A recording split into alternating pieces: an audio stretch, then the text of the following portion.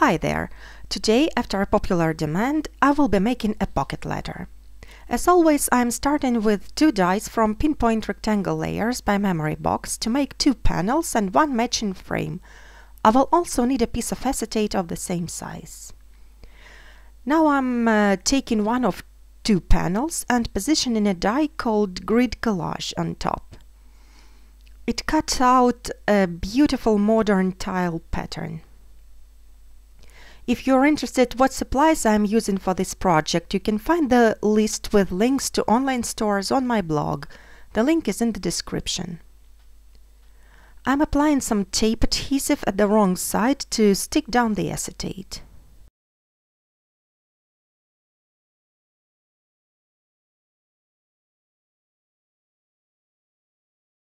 Then I will be adhering 2 thin strips of foam tape at the top and at the bottom of the panel on top of acetate. Now I'm sticking more tape, trying to leave no gaps between the strips because I need my sequence to be trapped inside. Here is what the panel looks like with the tape applied. This sequin mix is called Mellow Yellow. It's by Cat Scrappiness. I'm going to fill in my shaker panel with them.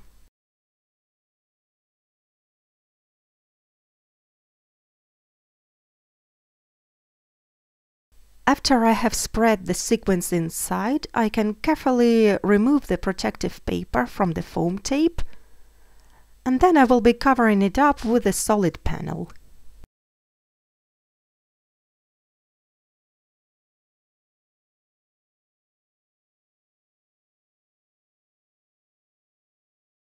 I have also attached thin strips of foam tape onto the frame, and now I'm going to stick the frame on top of the panel.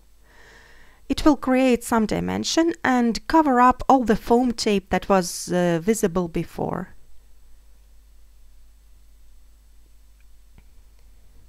I have used 2 more sequin mixes to make more panels. They are called Magical Magenta and Orange Hollow Circles. So now I have 3 green panels, 3 orange ones, and 2 pink ones.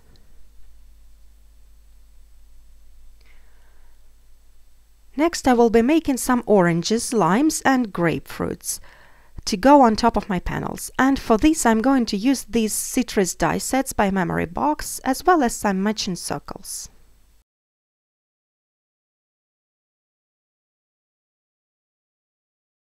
I'll show you how I made grapefruit. First I'm coloring the circle with picked raspberry distress ink. Actually, only the edges are important.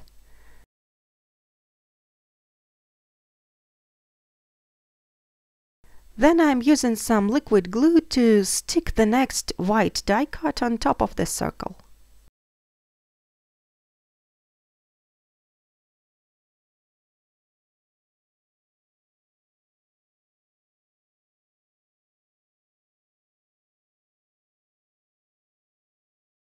This medium is called glass drops. It is normally used to make dots like that, but I'm going to apply a little bit of it at each section of the citrus and then spread it around with a pick tool until it touches the white edges.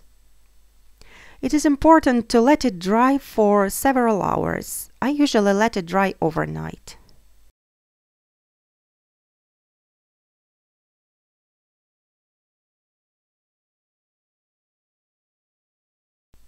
When the medium is dry, it looks just like stained glass. Here you can probably see that I have kind of painted over the white areas. But this is really easy to fix just by sticking another die cut on top.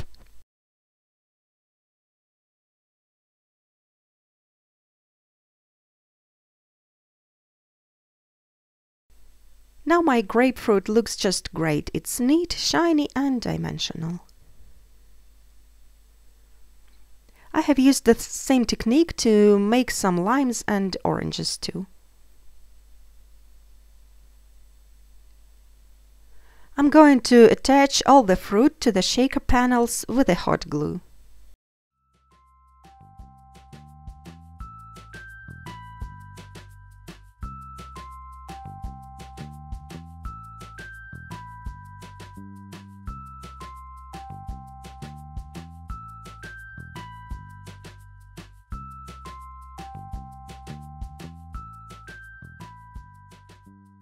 I'm using a 9-pocket plastic page as a base for my pocket letter. And now I'm slipping all the panels into the pockets.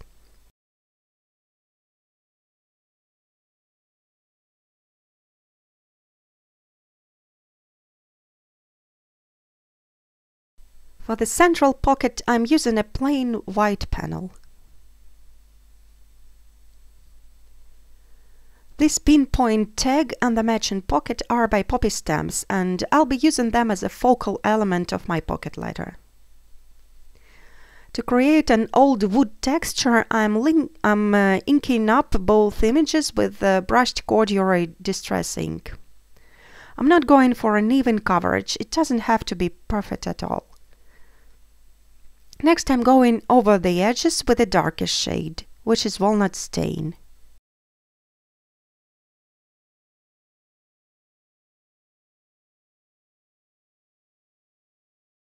And finally I'm applying some black only at the very edges of the tag.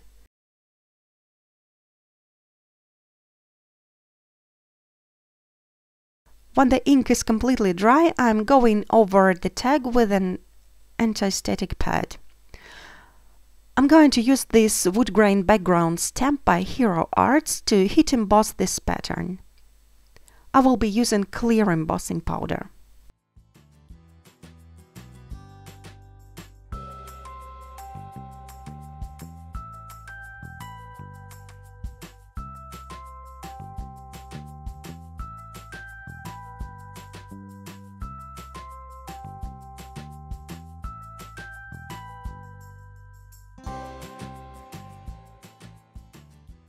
After heat setting the powder, I'm applying more dark brown ink to make the wood grain stand out more.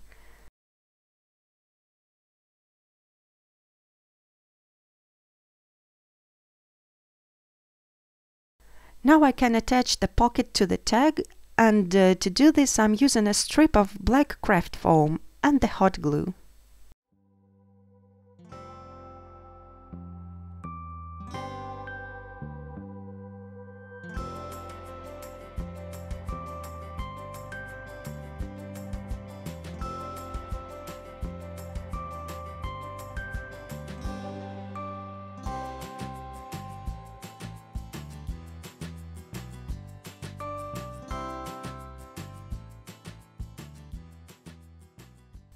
I'm also going to set up a brad to make this tag look like a wall pocket hanging in the kitchen.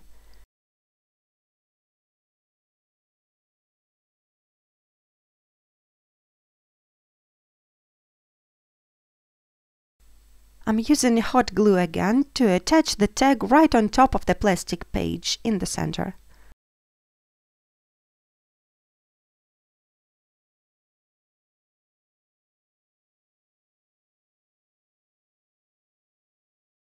This die set by Magnolia is called Medallion and Cutting Board. To color the cutting board, I'm first applying the lightest brown ink, which is tea dye. Then I'm applying medium brown with my finger to make the debossed pattern stand out. This is Vintage Photo.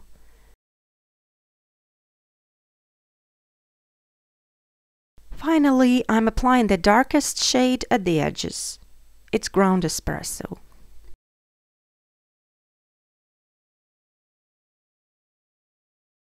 Now I am assembling the knives by sticking the handles to the blades.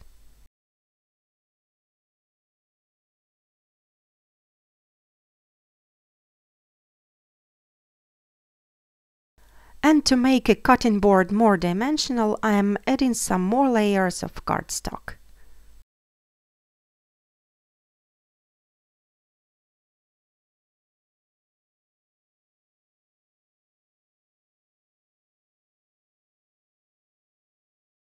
I have 2 small pieces of printer paper here that I'm going to turn into the recipe notes. So I'm just writing down some simple recipes on them.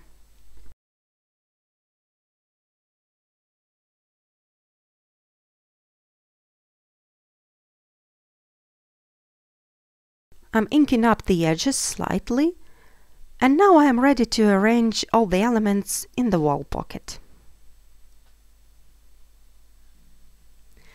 I will be using just a little bit of adhesive to hold all the pieces in place. The glue in this bottle is Ranger Multimedia Matte.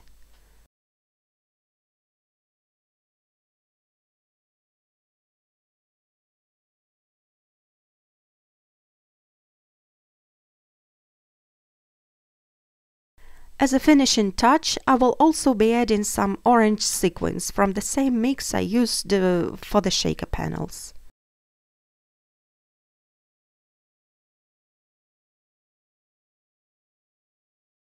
I always decorate my pocket letters with a couple of tags. This die is from Tag Your It Circles set by Memory Box. I'm using glossy accents to stick a piece of acetate between the two tag die cuts.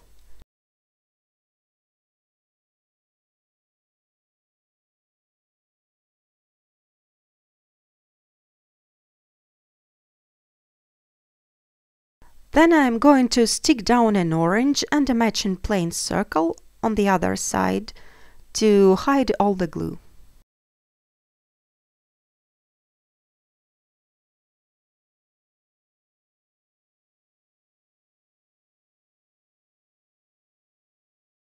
I have created the wood grain pattern on this small tag the same way I did on the large one.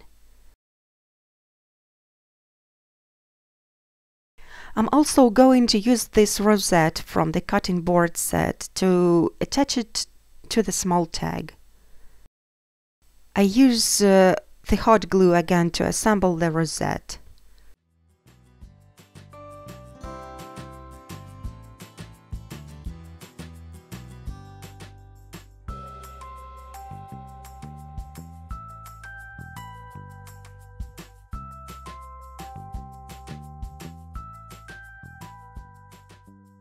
This is my pocket letter number 11, so I'm writing 11 here.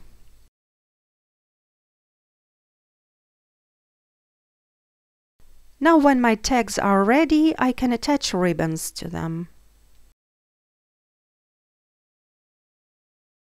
Then I'm putting all the ends together, tying them to the plastic page, and my pocket letter is finished.